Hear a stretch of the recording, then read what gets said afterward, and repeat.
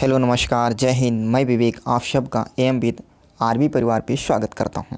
आज इस वीडियो में डिस्कस करने वाले हैं आरआरबी ग्रुप डी जो 19 सितंबर को सभी शिफ्ट यानी ऑल शिफ्ट में जो प्रश्न मैथ के पूछे गए थे उन प्रश्नों को आज इस वीडियो में डिस्कस करने वाले हैं। तो चलते हैं आज के अपने पहले प्रश्न से। आज का पहला प्रश्न देखो क्या पूछा गया था। यह प्रश्न पूछा गया था अनुपात और समानुपात से 10:16 समानुपात 36 अनुपात y। तो यहाँ से y का मान ज्ञात करना है। तो y का मान कैसे ज्ञात करोगे, आपको पता है क्या कि a अनुपात b समानुपात c अनुपात d। जब इस फॉर्म में होता है तो इसको हम कैसे कर देंगे। इसको करने के लिए क्या होता है कि बाहर बाहर की मल्टीप्लाई यानी a की मल्टीप्लाई यदि हम d से करें ये बराबर हो जाता है किसके, अंदर अंदर की मल्टीप्लाई यानी b की मल्टीप्लाई c। ये वाला फार्मूला आपको पता है। यह अनुपात और समानुपात का होगा, ठीक है। तो सेम यही लगाएंगे। तो यहाँ पर देखो, यहाँ पर क्या करोगे, आंतरिक बाहर बाहर का करोगे यानी 10 गुणे y। यह बराबर हो जाएगा किसके, यानी 16 और 36 के, यानी 16 × 36। यहाँ तक क्लियर है। अब यहाँ से y की वैल्यू निकाल लेंगे। y की वैल्यू कैसे निकालेंगे, यहाँ y के साथ में जो भी होगा वो किसके उसके दूसरे तरफ जाएगा तो वो किस में भाग में हो जाएगा यानी डिवाइड में चला जाएगा। तो 16 × 36 और ये 10 कहाँ आ जाएगा, डिवाइड में बटे 10। यही आपका क्या हो जाएगा, उत्तर हो जाएगा। तो y की वैल्यू यही निकल आएगी। क्लियर है। इसको आप सॉल्व कर लीजिएगा, कट पीट करके आपका उत्तर यहीं से आ जाएगा। चलो अगले प्रश्न पे चलेंगे। अगला प्रश्न त्रिभुज से था। क्या कहा गया था कि त्रिभुज की भुजाएं जो दे रखी हैं तो त्रिभुज का क्षेत्रफल ज्ञात करो। त्रिभुज की आपको भुजाएं दे दी गई थी और त्रिभुज का क्षेत्रफल आपसे पूछ लिया गया था। तो यह कैसा त्रिभुज होगा जिसमें तीनों भुजाएं क्या थी, अलग अलग हैं। जब त्रिभुज की तीनों भुजाएं अलग अलग होंगी तो वह कौन सा त्रिभुज हो जाता है, तो वह त्रिभुज हो जाता है विषम बाहु त्रिभुज। कैसा, विषम बाहु त्रिभुज। और विषम बाहु त्रिभुज का फार्मूला क्या होगा, आपने पढ़ा है। विषम बाहु त्रिभुज का फार्मूला होगा आपके लिए क्या होगा, S -a S - b और S - c। ये वाला फार्मूले से इसका हम क्षेत्रफल ज्ञात करेंगे। तो वहाँ पर a और b और c क्या होंगी, तो ये a और b c भुजाएं होंगी यानी a b और ये c, ये भुजाओं की माप होगी, ठीक है।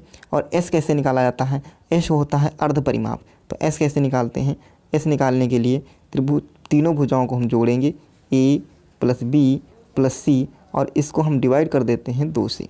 तो यहाँ जोड़ोगे सर तीनों भुजाओं के तो 8 और 7 15 और 5 20 यानी 20/2। 20/2 करोगे 20/2 तो इसका मान कितना आ जाएगा, 10। 20/2 करोगे तो कितना आ जाएगा, 10। यानी s की वैल्यू कितनी हो गई, 10। अब यहाँ पर हम मान रख देंगे। तो इसको मान रखोगे, s की जगह पर कितना हो गया, तो आपको हो गया 10। यहाँ देखोगे, यहाँ क्या करेंगे, यहाँ s की जगह पर कितना 10, 10 माइनस a की वैल्यू कितनी हो जाएगी, a की वैल्यू 5। तो 10 में से 5 गया तो कितना हो जाएगा, यह बचेगा 5। दूसरे में देखोगे s - b यानी 10 में से 7 जाएगा तो कितना बचेगा, तो आपको हो गया 3। और यहाँ पर s - c, s कितना है 10 और c कितना है 8। तो 10 में से 8 जाएगा तो कितना हो जाएगा 2। अब इसको आप मल्टीप्लाई करो या गुणा में जोड़ लो। तो इनको सबको तोड़ोगे, जब इन जोड़ोगे तो इन कितना हो जाएगा, 10 को तोड़ लो। 10 को तोड़ोगे तो कितना हो जाएगा, 5 × 2। तो यहाँ से इनके यहाँ सबकी मल्टीप्लाई कर लो। 10 × 5 = 50, 50 दूना 100 और 100 को 300 कितना हो जाएगा, ये हो जाएगा 300। और 300 को आप बाहर निकालोगे तो यह हो जाएगा 10√3। कितना हो जाएगा, 10√3। यही आपका उत्तर हो जाएगा। 10√3 कैसे होगा, तो देखो यहाँ पर देख लो 10√3 कैसे हो जाएगा। ये 300 है, 300 को आप तोड़ लो। 300 को तोड़ोगे तो 100 और × 3 ये होगा। अब ये 100 का जो वर्गमूल होता है कितना होता है, 10 और ये 3 ऐसे ही बचेगा। तो इसलिए 10 बाहर आ गया और ये √3 अंदर बचेगा। क्लियर है। चलो अगले प्रश्न पे चलेंगे। अगला प्रश्न देखो क्या कह रहा है। अगला प्रश्न था वर्ग। 2 वर्गों के क्षेत्रफल का अनुपात आपके सामने दे रखा है तो उनके परिमाप। परिमाप क्या होता है, वर्ग का परिमाप क्या होता है, 4a यानी 4 गुणे भुजा। ये वर्ग का परिमाप होता है। वर्ग का क्षेत्रफल क्या होता है, भुजा स्क्वायर। पहले वर्ग की भुजा मान लेते हैं a, तो a² और दूसरे की मान लेते हैं b यानी b²। यह कितना दे रखा है, यह दे रखा है 2:3। तो यहाँ से a और b की वैल्यू निकालोगे तो कितना हो जाएगा, तो यह आ जाएगा √2:3। ठीक है, कितना आ जाएगा, √2 अनुपात √3 यह आ जाएगा आपका। ये कैसे आया, जब आपका यहाँ से स्क्वायर हटेगा तो दूसरी तरफ रूट चढ़ जाएगा। ठीक है, अब परिमापों का निकालोगे तो परिमाप ए की भुजा ए की कितनी आएगी √2, यहाँ पर रखोगे तो ये कितना हो जाएगा, यहाँ से निकालोगे ये कितना हो जाएगा 4 और गुणे √2, और दूसरे का करोगे तो ये भी हो जाएगा 4 √3, और ये 4 से 4 कट जाएगा तो आपका उत्तर क्या आ जाएगा √2 अनुपात में √3। तो यही आपका उत्तर हो जाएगा, कितना, करणी में या रूट में 2 और अनुपात 3। क्लियर है। चलो अगले प्रश्न पे चलेंगे। अगला प्रश्न क्या कहा गया है, ए किसी काम को 30 दिन में तथा बी उसी काम को 20 दिन में और ए बी सी उसी काम को 10 दिन में पूरा करते हैं, तो सी अकेला उसी काम को कितने दिन में करेगा। कोई एक काम है जिसको ए कितने दिन में पूरा कर लेता है 30 दिन में, और वही सेम जो काम है यदि बी अकेला करे तो उसी काम को 20 दिन में पूरा करता है, और यदि ए बी सी तीनों उस काम को करने लगे तो वो काम 10 दिन में समाप्त हो जाता है। तो पूछा गया है यदि सी अकेला करे तो वह काम कितने दिन में पूरा होगा। तो पहले आप यहाँ पर ज्ञात कर लो कि टोटल काम क्या है। टोटल काम ज्ञात करने के लिए जितना दे रखा है यहाँ पर देखो 30 दिन, 20 दिन और 10 दिन, इनका आप निकाल लो लाशा। तो 30, 20 और 10 का लाशा निकालोगे तो ये कितना आ जाएगा, तो यह आ जाएगा 60। कितना आ जाएगा 60। ये जो 60 आएगा यह होता है टोटल काम। क्या हो जाएगा, टोटल काम हो जाएगा। आप देखो ए को एक दिन का काम निकालने, एक 30 दिन में करता है, टोटल काम कितना है 60, तो 60 को 30 से भाग करोगे कितना आ जाएगा 2, यानी एक दिन में वो कितना काम कर रहा है 2। ठीक है, ऐसे सेम हम बी का देख लेते हैं। बी कितना, बी 20 दिन में करता है, 20 को 60 से भाग कर दोगे कितना आ जाएगा 20 × 60, यानी एक दिन में वो 3 काम कर लेता है। तभी तो 20 दिन में समाप्त कर, टोटल काम हमारे पास 60 था और बी करता कितना है 20 दिन में, तो एक दिन में कितना कर रहा होगा 60, क्योंकि 60 को हम 20 से भाग कर दिए तो कितना मिले 3। अब देखो यहाँ पर ए बी सी यदि हम तीनों मिला देते हैं, ए बी और सी, इन तीनों को मिलाएं तो हमको काम कितना 10 दिन में करता है, मतलब 10 को भाग करोगे कितना आ जाएगा 6। तीनों मिलकर कितने दिन में काम कर रहे हैं 6 दिन में। ठीक है, तो यहाँ पर हम सी को अकेला देखें, यदि सी हम देखें कितने दिन में कर रहा है, तो देखो ए और बी, तो ये दोनों जोड़ोगे कितना हो जाएगा 5। ए और बी मिलकर 5 कर रहे हैं, तो और टोटल तीनों मिला दें तो 6 हो रहा है, तो सी अकेला कितना कर रहा है, तो आप कहोगे सी अकेला कर रहा है 1 यूनिट। कितना कर रहा है 1 यूनिट, क्योंकि ए और बी मिलकर के 5 कर रहे हैं और तीनों मिलकर के 6 कर रहे हैं, तो सी अकेला कितना कर रहा होगा, एक ही तो कर रहा होगा।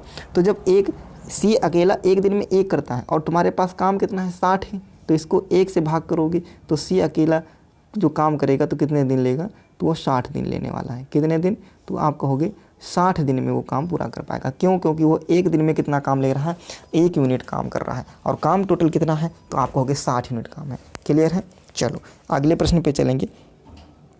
अगला प्रश्न देखो क्या क्या, यहाँ उम्र से प्रश्न पूछा गया है, एज से प्रश्न पूछा गया है। कहा गया है कि पुत्र की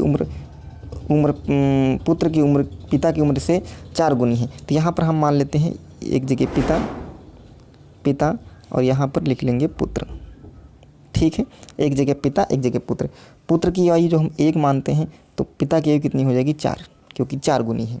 फिर कह रहा है 10 वर्ष बाद यह आयु 2.5 गुनी हो जाती। तो 2.5 गुनी का मतलब क्या हो जाएगा, 2.5 गुनी को हम 5/2 लिख सकते हो, 2.5 गुना को 5/2 लिख सकते हो, यानी 2 यदि पुत्र की है तो पिता की कितनी हो गई 5।